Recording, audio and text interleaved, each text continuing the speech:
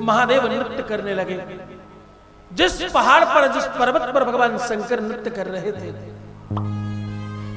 उनके डमरू से कुछ शब्द प्रस्फुटित हुए, जिससे शब्द बने और फिर भाषाएं बनी, विद्याएं बनी और वेद और पुराण बने। भगवान महादेव के पैरों की धमक से नीचे एक परधी बनी और उस परधी के दोनों तरफ दो जीव रूपी देव उत्पन्न हुए।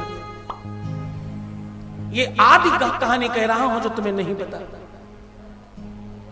एक का नाम है ब्रह्मा और एक का नाम है विष्णु। हाँ, कालांतर में तुम सुनते हो विष्णु की नाभि कमल से ब्रह्मा का जन्म हुआ।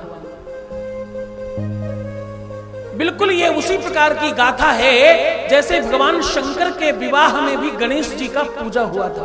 ये वैसी गाथा है। कैसी गाथा है? भगवान शंकर के विवाह में गणेश पूजन हुआ था। वो आदि गणेश थे और ये इनके सुपुत्र गणेश हैं। ऐसे ही ब्रह्मा और विष्णु रूप में दो देव जन्मे।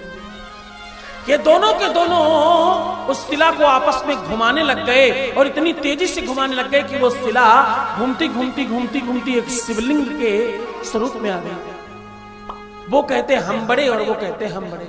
ब्रह्मा जी कहते हैं मैं बड़ा हूं और विष्णु जी कहते हैं मैं बड़ा हूं। दोनों एक दूसरे से जिरह कर रहे हैं, बहस कर रहे हैं और अपने बल का प्रदर्शन कर रहे हैं। उस शिवलिंग से आदेश हुआ, आवाज आई कि देखो तुम दोनों युद्ध मत करो। जो भी शिवलिंग के मूल को स्पर्श करके आएगा, मूल मतलब जड़ को स्पर्श करके आएगा, उसको सबसे बड़ा माना जाएगा। कहते हैं ब्रह्मा और विष्णु कालांतर तक उसमें प्रयत्न करते रहे, लेकिन मूल नहीं मिला, जड़ नहीं मिली।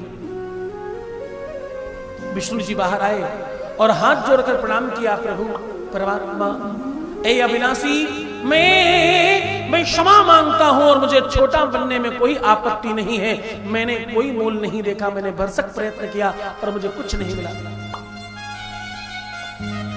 आकाशवाणी हुई, विष्णु तुम सत्य कह रहे हो, तुमने सत्य बोला है, तुमने सत्य कहा है, इसलिए तुम्हारे अंदर भगवत्ता का दर्शन होगा और संसारी तुम्हें भगवान मानेंगे और तुम संसार के भरण पोषण का काम करोगे।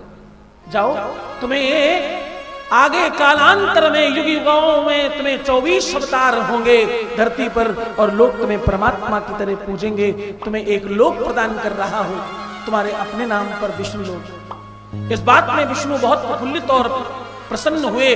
प्रसन्नता से उनके शरीर से एक सफेद द्रव निकला, लिक्विड निकला।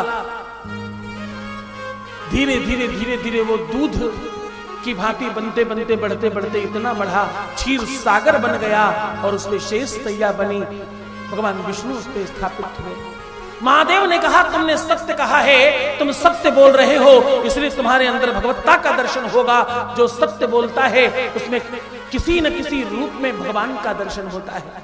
क्यों? क्योंकि धर्म जो है उसकी रक्षा करने के लिए सत्य बोलने की आवश्यकता है।